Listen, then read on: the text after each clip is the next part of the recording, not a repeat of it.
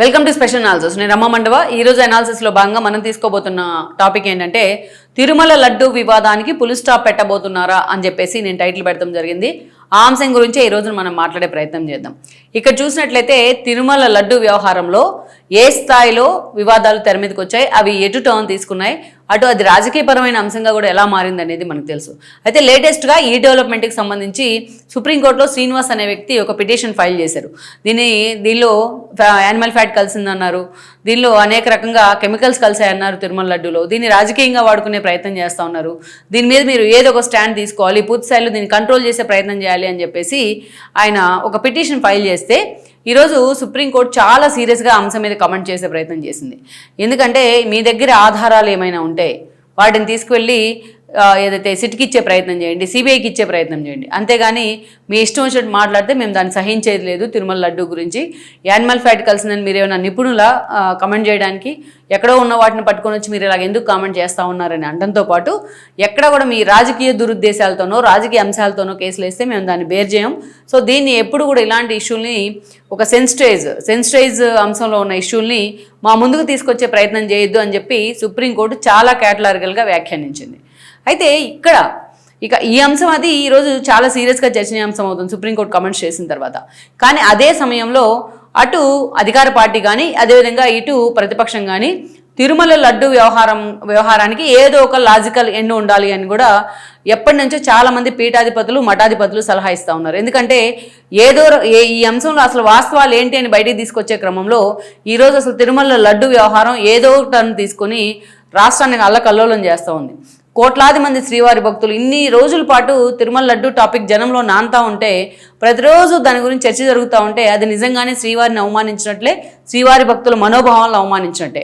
అందుకే ఎంతోమంది తటస్థులు కూడా మదన పడతా ఉన్నారు ఇలాంటి విషయాల్లో పొలిటికల్ ఇన్ఫ్లుయెన్స్ ఉండకూడదు అనేది. అందుకే ఏదో రకంగా దీనికి పులి స్టాప్ పెట్టండి, అసలు వాస్తవాలు ఏంటో బయటికి తీయండి అని చెప్పి అటు కేంద్ర ప్రభుత్వం దగ్గర నుంచి ఆర్ఎస్ఎస్ పెద్దల దగ్గర నుంచి ఇటు చాలామంది ప్రభుత్వానికి కూడా సలహా ఇస్తూ ఉన్నారు. అయితే నిజంగానే ఈ విషయంలో అటు ప్రభుత్వం కూడా అదే దిశగా ఆలోచన చేస్తుందన్న కొంత లీక్ అయితే బయటకు వస్తూ ఉంది. అసలు ఇది ఎక్కడో చిన్నగా స్టార్ట్ చేసిన అంశం ఈరోజు ఎంతో ఫ్లేర్ అయింది.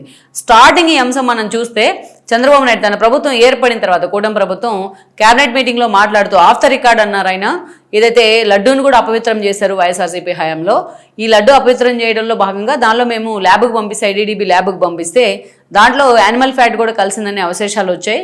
ఇది చాలా దారుణం అని చెప్పేసి ఆయన ఖండించడం జరిగింది. ఇది చాలా వైరల్ అయింది. కోట్లాది మంది శ్రీవారి భక్తులు రోడ్డెక్కే ప్రయత్నం చేశారు. జగన్మోహన్ రెడ్డికి వ్యతిరేకంగా ఆయన దిష్టి బొమ్మలు కూడా తగలబెట్టారు. ఎందుకంటే శ్రీవారిని ఎంత పవిత్రంగా చూసుకుంటామో అంతకంటే పవిత్రంగా కూడా ఈరోజు లడ్డూని భావిస్తాం. ఆ లడ్డూని ప్రసాదంగా మహాప్రసాదంగా దేవదేవుడికి నైవేద్యం ఇచ్చిన తర్వాతే మనం తీసుకుంటాం అనమాట.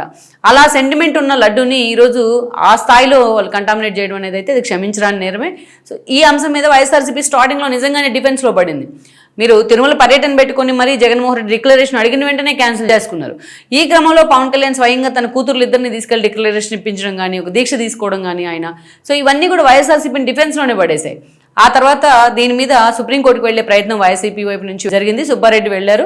ఈ క్రమంలోనే సిబిఐని డైరెక్ట్ చేశారు వాళ్ళు. సిబిఐ సిట్ని ఏర్పాటు చేసింది. సిట్ ఈ రోజు నెల్లూరు కోర్టులోని ఛార్జ్ షీట్ ఫైల్ చేసింది. దానిలో ఏమున్నాయి కీలక అంశాలంటే, ఆ రోజు ఏదైతే ఐడీడీబీ ల్యాబ్ ఇచ్చిన రిపోర్ట్ను కూడా సిట్ కోట్ చేయడం జరిగింది. అదేవిధంగా దీంట్లో యాన్యువల్ ఫ్యాట్ కంటెంట్ అవశేషాలు లేకపోయినా బట్ పూర్తి స్థాయిలో కెమికల్స్తో నిండిపోయింది, అది అసలు నెయ్యే కాదు అని చెప్పి తేల్చేసింది. బట్ వైఎస్ఆర్సీపీ మాత్రం యానిమల్ కంటెంట్ లేదు అనే అంశాన్ని మాత్రమే పట్టుకుంది.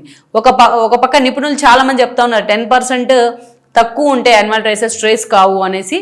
సో ఈ అంశం మొత్తం వైరల్ అవుతూ ఉన్న సమయంలో ఇంకా సిట్ ఏం చెప్పిందంటే, ఆ రోజున మీరు ప్రొసీజర్ ల్యాబ్సెస్ ఉన్నాయి, అడ్మినిస్ట్రేటివ్ ల్యాబ్సెస్ ఉన్నాయి కాబట్టి దీని మీద ఒక ఎంక్వైరీ వేయండి ఏకసభ్య కమిషన్తో అని రిఫర్ చేశారు. ఈ క్రమంలోనే సింగాల్ని చంద్రబాబు నాయుడు తప్పించడం జరిగింది. ఆ తర్వాత ఏకసభ్య కమిషన్ కూడా ఆయన వేయటం జరిగింది. దీని మీద వైఎస్ఆర్సీపీ నానారాధన చేసి ధర్నాలు నిరసన కార్యక్రమంలో అమ్మటి రాంబాబు ఎపిసోడ్ జరిగింది. ఆయన అరెస్ట్ అవ్వడం కానీ, ముఖ్యమంత్రిని ఉద్దేశించి బూతులు మాట్లాడడం, ఆయన అరెస్ట్ అవ్వడం, దాదాపు 16 రోజులు జైల్లో ఉండటం, ఇది ఒక ఓదార్పు యాత్రలా జగన్మోహన్ రెడ్డి ప్రసహనాన్ని నడిపించే ప్రయత్నం చేయడం మనకు తెలిసిందే. అయితే యానిమల్ ఫ్యాట్ లేదు లేదు లేదు అని చెప్పి మేము కంటామినేట్ చేయట్లేదు అని జగన్మోహన్ రెడ్డి ఎక్కడా చెప్పట్లా, కానీ యానిమల్ ఫ్యాట్ లేదని మాత్రమే చెప్తా వచ్చారు. అందుకే దీన్ని నేషనల్ మీడియా కూడా చాలా సీరియస్గా టేకప్ చేసే ప్రయత్నం చేసింది. సో జగన్మోహన్ రెడ్డి నిజంగానే సూపులో పడిన పరిస్థితి ఉంది. అంతేకాదు ఇక్కడ ఈ ఇష్యూ జరుగుతూ ఉన్న సమయంలోనే ఏకసభ్య కమిషన్ వేసిన క్రమంలో చంద్రబాబు నాయుడు జగన్మోహన్ రెడ్డి అటు సుబ్రహ్మణ్య స్వామిని ప్రొవోక్ చేసి మరి ఆయనతోని దాన్ని డినే చేసేలాగా ఒక పిటిషన్ వేయించారు. బట్ సుప్రీంకోర్టు దాన్ని స్వీకరించడానికి కూడా ఇష్టపడలేదు. ప్రొసీజర్ ల్యాబ్స్ ఉన్నాయని చెప్పి ఏకసభ్య కమిషన్ వేస్తే సిట్ సూచన మేరకు మీకేంటి ప్రాబ్లం అని చెప్పి కూడా సుప్రీంకోర్టు వైఎస్ఆర్సీపీని అదేవిధంగా సుబ్రహ్మణ్య స్వామిని కూడా నిలదీసిన పరిస్థితి. సో మొత్తం ఈ టోటల్ ఎపిసోడ్లో వైఎస్ఆర్సీపీ కూడా సూప్లో పడతా వచ్చింది. ఏకసభ్య కమిషన్ వేసింది పొలిటికల్ ఇన్ఫ్లుయెన్స్ కోసమే, మమ్మల్ని దాంట్లో ఇరికించడానికి అని చెప్పి వైఎస్ఆర్సీపీ ఇంత చేస్తుంటే ఎట్ ద సేమ్ టైం ఒక పక్క జగన్మోహన్ రెడ్డి ఏమో అసలు దాంట్లో ఎలాంటి కెమికల్స్ లేవు, లడ్డు పవిత్రంగా ఉందంటారు. ఇంకోవైపు ఏమో సుబ్బారెడ్డి అడల్ట్రేషన్ జరిగిందని పదే చెప్తా ఉంటారు. అంటే వాళ్ళ పార్టీలోనే దీంట్లో క్వైట్ కాంట్రడిక్షన్ స్టేట్మెంట్. సో ఈ క్రమంలో ఈ తిరుమల లడ్డు వ్యవహారం నిజంగానే రాజకీయ రంగు పులుముకుంది. వీళ్ళు ఒకటంటాం, వాళ్ళు రెండు అంటే వీళ్ళు 4 అంటే ఇలా ప్రతిరోజు తిరుమల లడ్డుకు సంబంధించి ఏదో టాపిక్ రాష్ట్ర రాజకీయాల్లో నడుస్తూ ఉంది. తెలుగు రాష్ట్ర రాజకీయాల్లో కూడా తిరుమల లడ్డు ఆ స్థాయిలో చర్చనీయాంశమైంది. సో అందుకనే చాలామంది మఠాధిపతులు పీఠాధిపతులు ఈ అంశానికి ఏదో ఒక లాజికల్ ఎండ్ ఇవ్వండి అంటూ కూడా రిక్వెస్ట్ చేయడం జరిగింది అటు చంద్రబాబు నాయుడిని, పవన్ కళ్యాణ్ని. అందుకే అసెంబ్లీ వేదికగా మన వాళ్ళు ప్రకటన చేశారు. పవన్ కళ్యాణ్ కూడా ఇదే చెప్పారు, లాజికల్ ఎండ్ ఉండాలి అనేసి.